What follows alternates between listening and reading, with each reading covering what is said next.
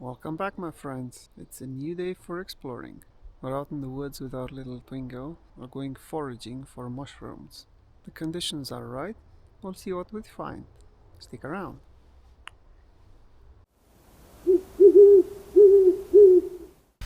So whenever I go out in the wild to forage for mushrooms, I always carry such a book with me. Always carry with you a knowledge book, a book that you can identify the mushrooms by. It must have clean pictures, okay? Pictures of every mushroom that you're trying to identify. Always carry something like this with you, because otherwise you cannot remember all the criterias. Each mushroom has at least 10 criteria that you can identify it by. Based on those criteria, you are sure that you're picking the right one.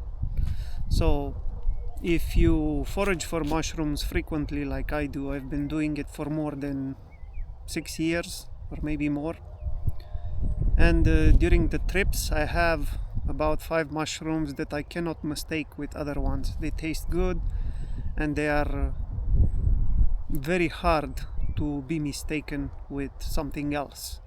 So I only pick the ones that are good to eat, delicious, that I personally like to eat. But do not go and try to forage without the book with you, because you will certainly forget. It's one thing to watch a YouTube video and try to remember what that guy said in the video. Was it this plant, or was it that one, or was it this mushroom? That's the quick way to die. If you've seen the movie with that kid in the wild, it's a really nice movie, and eventually he ended up dead because he ate a plant that was poisonous, all alone in Alaska. So when you're out and you're trying to eat wild plants, be very careful. Be very careful. That's all that I can say. Yeah, keep safe. Have it with you.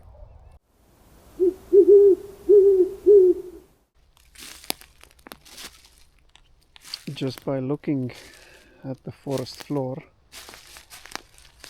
I can notice that there aren't many big mushrooms, only small mushrooms like this ones. This one here is also small. See, this one here is also small. You can barely see it.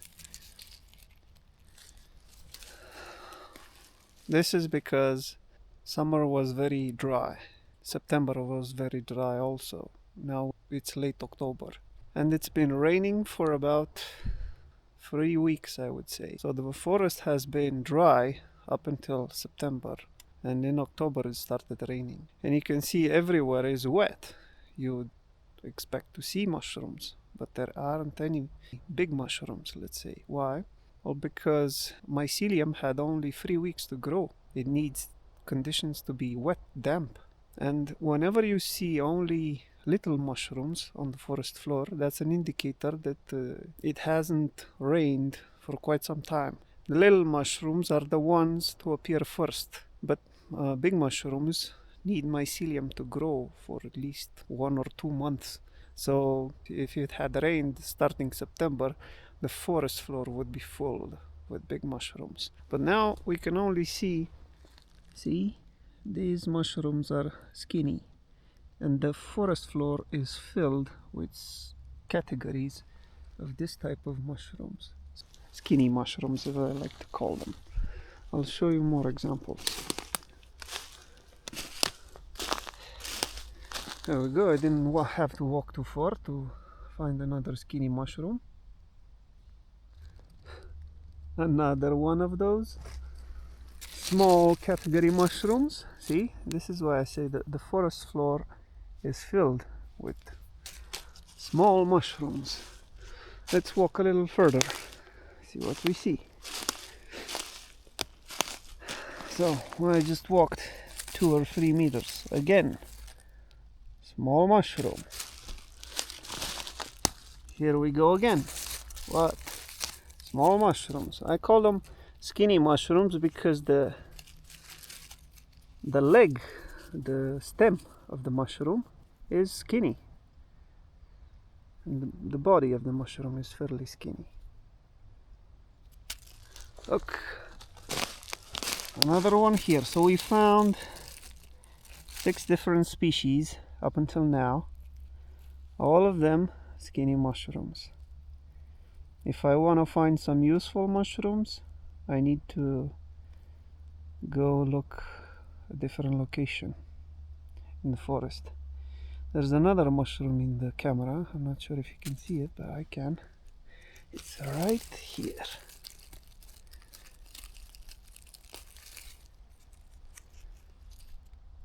This is the 7th species we found. So 7 species in an area of 5 meters square, 5 meters, but no big mushrooms.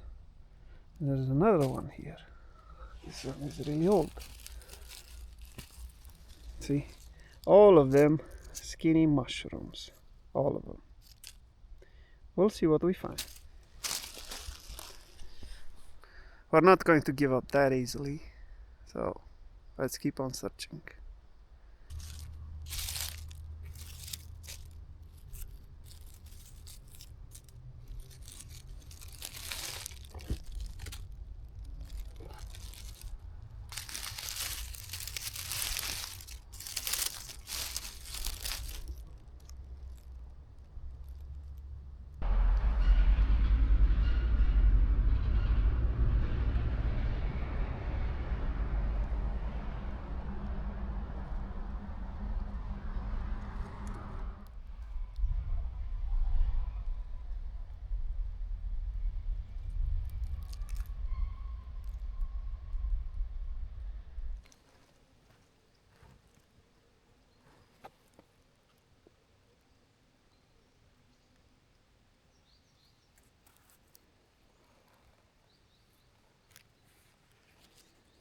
These are some beautiful specimens.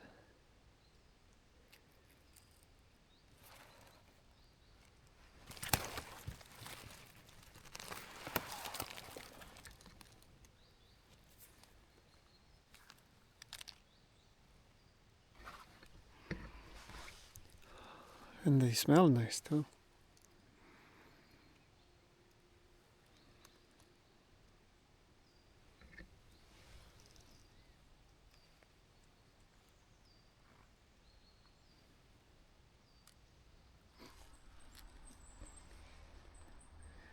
My dear ones, this is a delicacy.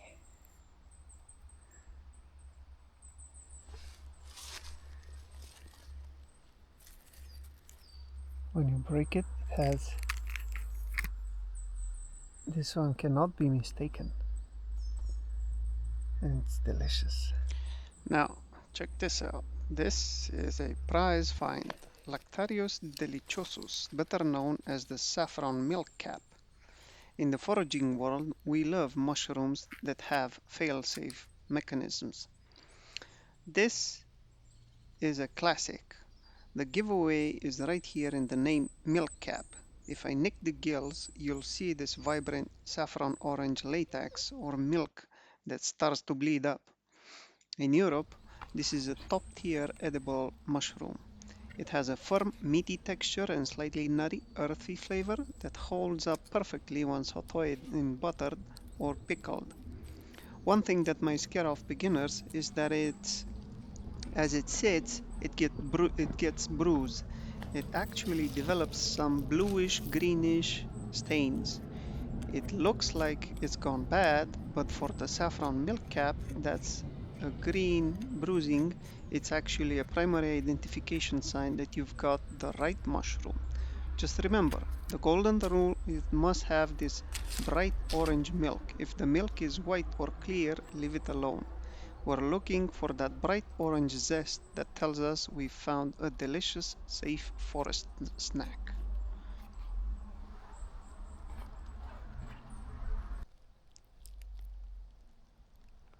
It's like jelly.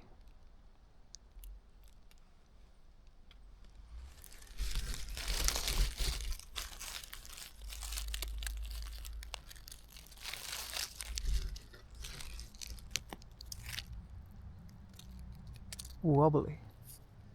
Look.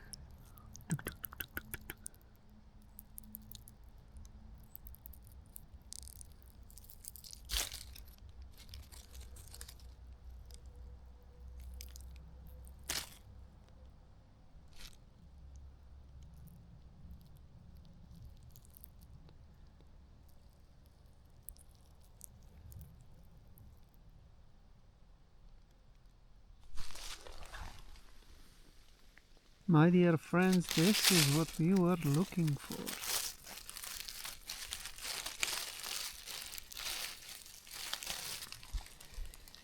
These are delicious.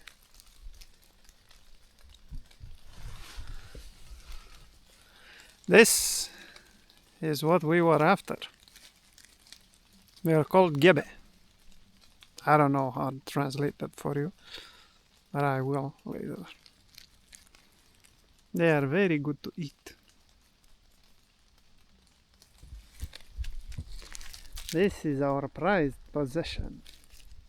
Hope to find more of these. Armillaria ostoia.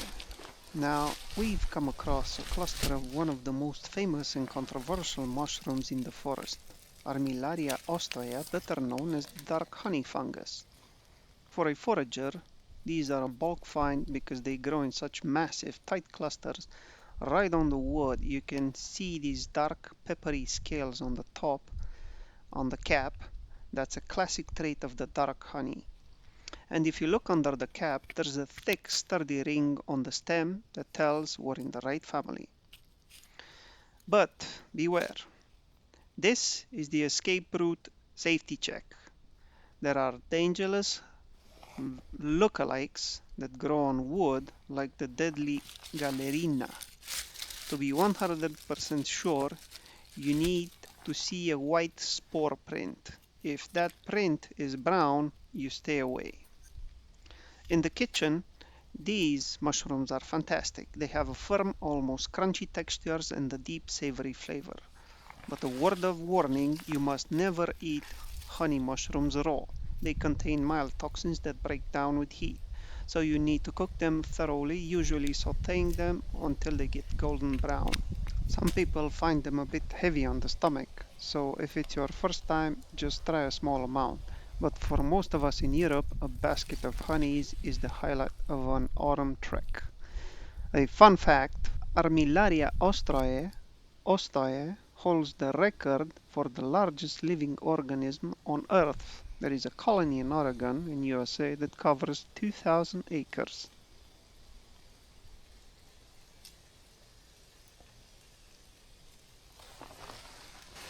Autumn is always nice, my friends. This is our catch.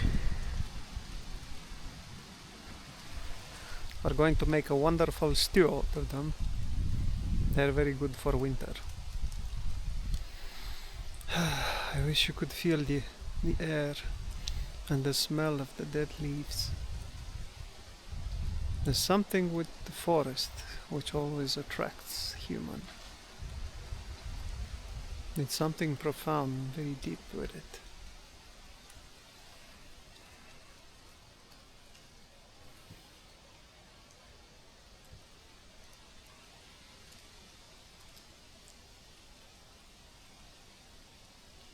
Just hear the wind.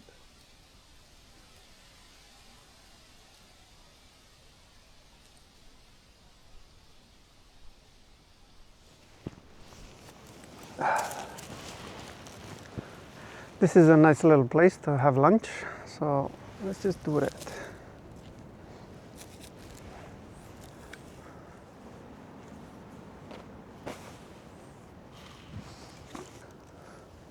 This is what we made from those mushrooms. It's a stew, I don't know how to call it. It's a stew that is made from sweet chilies, onions. You add, the recipe is like this. You have 1 kilo of mushrooms which were previously blanched and rinsed because they have substance that then tends to be jelly-like. And for 1 kilo of mushrooms, you add 1 kilo of onions, 1 kilo of sweet bell peppers, red bell peppers or sweet peppers, half a kilo of tomatoes, chopped tomatoes, or if you have raw tomatoes, then you add 1 kilo of chopped tomatoes, just salt, pepper, and oil. That's it. If you want a little bit of acidity, you can add a little bit of lemon juice. Pack it up into jars, boil them, and they will stay sterilized for up till 2 years. And this is delicious, you'll see. The only multi-tool that I really carry is this, which isn't a multi-tool. It has like a bottle cork, and it has a spoon and a fork. Now let me show you how easy it is and why I carry it. You put the fork up, and afterwards you can split it into 2 pieces, just like that. And you have a fork, which you can eat separately. Now you have a fork and the spoon, which you can use separately. And you also have a knife. So a knife, spoon, and a fork. This I consider to be a really useful multi-tool. Other tools are just useless. They don't do the job that they were intended for. If you want a hammer, then buy a hammer, not a multi-tool hammer. If you want a knife, you don't need a survival shovel that's also a knife, or a axe that is also a knife. Bro, you need a knife, just have a knife. This one just happens to have a spoon and a fork, and they can be detached, and this is why I like it. Otherwise, I just carry a spoon and a fork and a knife. That's it. It's better. Simple is always better. Okay.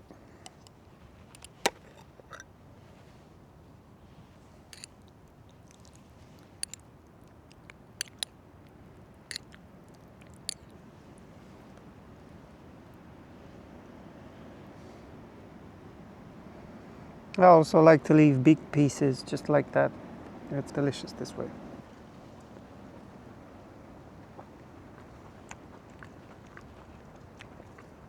Good. This is exquisite, I would say. Really good. You don't need much more than this for a picnic.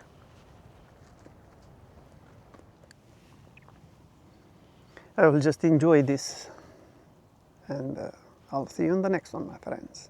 Stay close.